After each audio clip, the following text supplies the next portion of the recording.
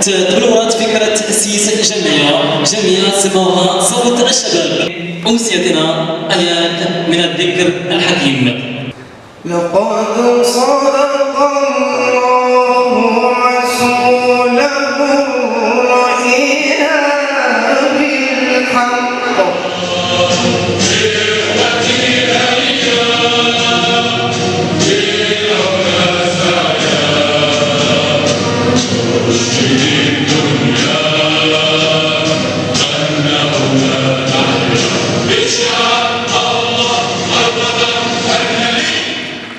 يشرفني ويسعدني أن أتقدم باسم أعضاء جمعية صوت الشباب للابداع. أصر على نفسي أن أرحب بكم جميعا في هذا الحفل الافتتاحي للجمعية.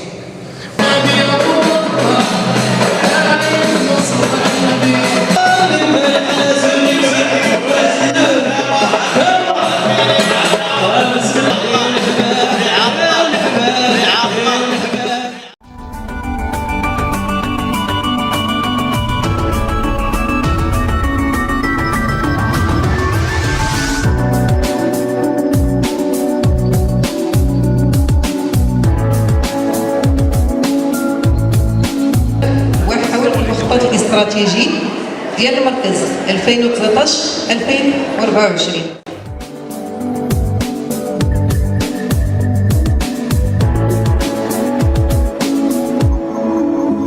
لأنها كتشتغل بواحد التقنية ديال نقل التجربة من أجل الرأسمالة ديالها.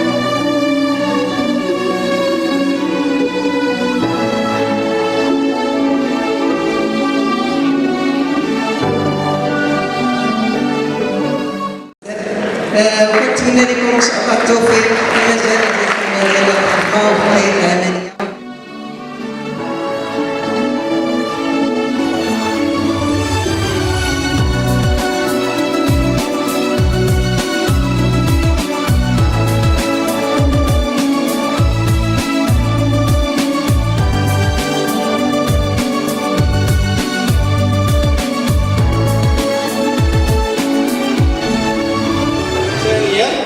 كنتمنى مجموعه من الشباب اللي حاضرين هنا يلصقوا في السي محمد السعيد، يعني يواكبوا معنا ما تكون وثائق للشباب.